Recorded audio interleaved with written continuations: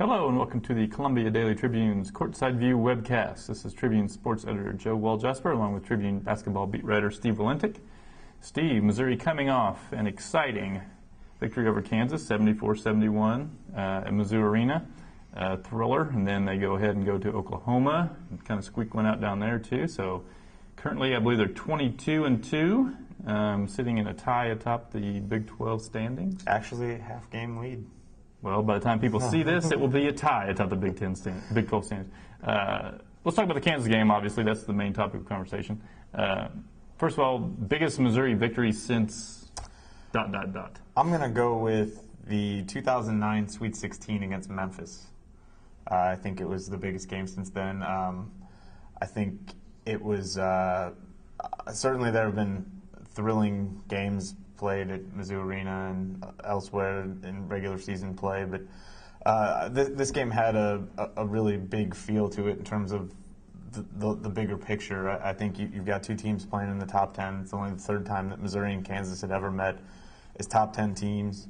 The way that they came back was obviously really dramatic, and now that they're sitting in position to win the Big 12 with 7 games to go in the regular season, I think that's as significant a win as I can remember in the regular season, and so I would go to that Sweet 16 game as the only thing really in the last 10 years that compares to it.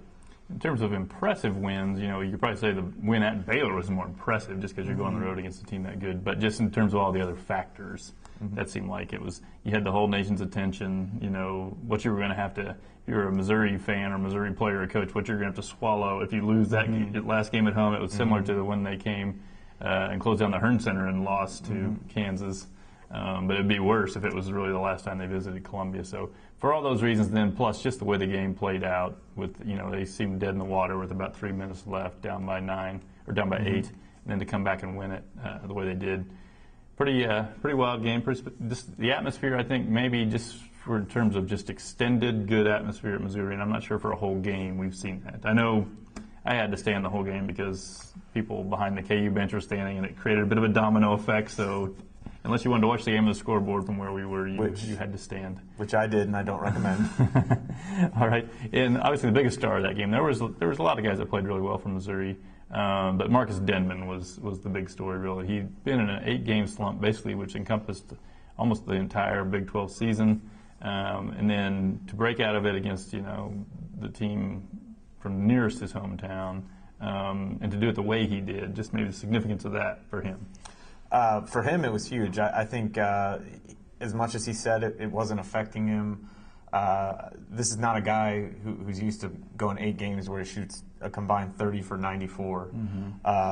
He's been a guy who the last 2 years has been a 50% shooter from the field and a 45% three-point shooter. Those were his numbers all last season, and those were his numbers through the first 14 games of this season. And then he just went cold, and he was still doing things and producing and helping this team win. He was their leading rebounder in Big 12 play and things like that. So it wasn't like he went from being their leading scorer to a non-factor, but he's a guy that they count on to score. Their offense has plays built to get him looks. He was still getting a lot of shots. There was a game where he shot 4 for 16. That's not good when you've got a guy that you want to shoot the ball and the shots aren't going down. I think he's right that he was taking a lot of the same shots he's been taking, and for whatever reason they just weren't making them. But to see him break out the way he did, and in that environment, I thought was really big. It was interesting because his first shot looked like he didn't really have a whole lot of time to think about. The shot clock was winding down on the second possession. I think that was important. And he just kind of threw it up there from 4 feet beyond the arc, and it went down. And I think all of a sudden maybe that helped clear his head. I mean, who knows what goes on in the mind of a shooter, but certainly I certainly wouldn't know. Certainly not. And he really took off from there, and he really saved the best for last too. They're down 8 with under 3 minutes to go, almost 2 minutes to go, and he reels off 9 straight points. The last two three-pointers, it wasn't like he was squaring up and taking his time. I mean, he was jumping in the air and shooting over people and turning sideways. I mean, those were kind of will-to-win shots, I think, No doubt. And even the play before, he gets the and one play, and we talked about this earlier in the year, I know. There were times where it didn't seem like he was driving the ball as much, and he went right into the basket, leaned into, I believe it was Thomas Robinson, finished, got the foul, and of course he made the free throw. He's been doing that all season long. I thought it was one of the most dramatic performances by a Missouri player I can remember. It was right up there with what Thomas Gardner did in that 2006 game, but I think it was greater in that the significance of the game was so much higher just because of where these teams are ranked and what they seem to have at stake the rest of the year. I thought it was a phenomenal performance. I thought it was interesting. A few minutes before, Connor Tien makes a three-pointer, and really was John at Denman all the way back down the court. And you're just thinking to yourself, you're winning this game. You got this guy who's been fairly quiet in the second half. You'd probably be wise to let the sleeping dog lie there. And you wonder how much of that just sort of woke him up too. Interesting. I think throughout the whole game there was I was a little confused about maybe how Kansas was matching up with Missouri. Withy was a complete non-factor, so they essentially did what a lot of teams have done against Missouri, which is just basically go small, which sort of eliminates Missouri's problems. Yeah, it's when you and when teams have done that, you're doing the Tigers a favor because even if they're playing small against people, they have better personnel than a lot of teams in the country. I think you can definitely say that at this point with the way these guys have been all year. If you're going away from your own strength, that probably isn't going to work out in your favor most of the time. And I think it was a big deal that Withy was a complete non-factor. I think Kim English had a lot to do with that. I thought he played really well defending him. He only took one shot. He was scoreless, I think, in the game. And this is a guy who came in averaging about 9 points and 6 rebounds in Big 12 play. So he's not a scrub. He can really be a game changer on the defensive end, and he just wasn't out there that much because he wasn't really doing anything with the minutes he got. Yeah, Missouri played a lot of zone, but even against the zone, he just sort of very content to stay at the free throw line and not really exploit his size. Two plays at the end of the game, both charge calls. We've seen a lot of Missouri's, maybe one of their great strengths defensively this year is taking a lot of charges. They've been great at it. Steve Moore draws one on Thomas Robinson, which I think a lot of people thought was a little bit questionable, and then Mike Dixon definitely drew one on Tyshawn Taylor. I don't think there could be any argument with that call.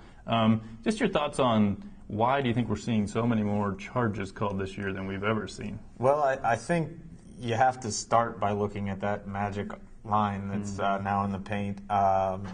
The rule was put in place before last season, actually. There was an emphasis placed on not allowing guys to take charges under the basket.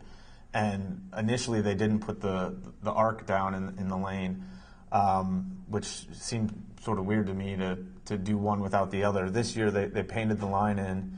And I think officials, for whatever reason, have now taken to just kind of seeing where a guy is instead of focusing on, is a guy set? Is he really in position? Is he really holding his ground? And as long as he's getting hit outside of that arc, I think more often than not we've seen the call go in the defender's favor. And Missouri has used that to its advantage as well as any team in the country, I think. They've got guys who I think they've practiced it, and they've got guys who, for whatever reason, have taken to falling down and when they're hit. Kim English is leading the team in charges, but Steve Moore's good at it too. Steve Moore's been really good at it. It's interesting to think of a guy who's 6'9" and 260 who falls down as much as he has, but he's done a good job of getting into position. I'm not sure he was on the Robinson play. I think that probably should have been a no call, but again, I think if you're a smart team, you realize what the trend is, and you put the ref in that position. Especially when you're at home, you're going to get a few calls, and so I think it's a smart play, and he wasn't going to stop Thomas Robinson anyway. Exactly, and so they've used it to their favor, and it's really a big reason that they've been able to minimize the issues that they have with their size, because they don't really have a shot blocking presence. Moore's been okay. But certainly not the kind of player that Lawrence Bowers was last year, altering shots at the rim. This is another way to change the way opponents attack the basket. If you're not going to block the shot, at least you make them think twice about how they get to the rim, and so it's really worked in the Tigers' favor. All right, last thing, Missouri obviously has a big game coming up at home against Baylor on Saturday. A lot still out there for them, obviously, a chance to win the conference title, still got a chance to be a number 1 seed. I think one of the really tempting things, if you're looking out there as a Missouri fan, if you're dreaming of the Final Four, is how do they get to where they would be playing the second weekend of the NCAA tournament in St. Louis? That would be a huge advantage. What would need to happen for that to become reality? Well, I think it's going to be really hard just because they're gonna need some help. You look at that St. Louis regional, and Kentucky is not that far from St. Louis. Ohio State is not that far from St. Louis. And I think both of those teams could be wanting to go to St. Louis, and both of them are currently ranked ahead of Missouri. And I think both of them probably have a little bit better resume than the Tigers at this point. Certainly Kentucky's the number 1 team in the country, and I think they really showed that emphatically with how they played against Florida on Tuesday. But I think the Tigers are going to for sure need to win the Big 12. I don't think they can afford too many more losses to be in the discussion for that, but it's one of those things that could come down to RPI.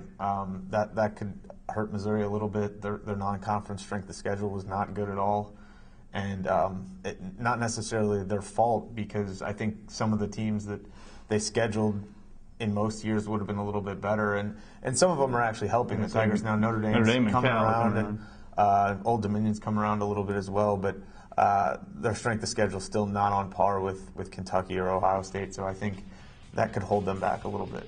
All right, well, join us again next week when we will talk about further developments in Missouri's surprising season, including their game against Baylor.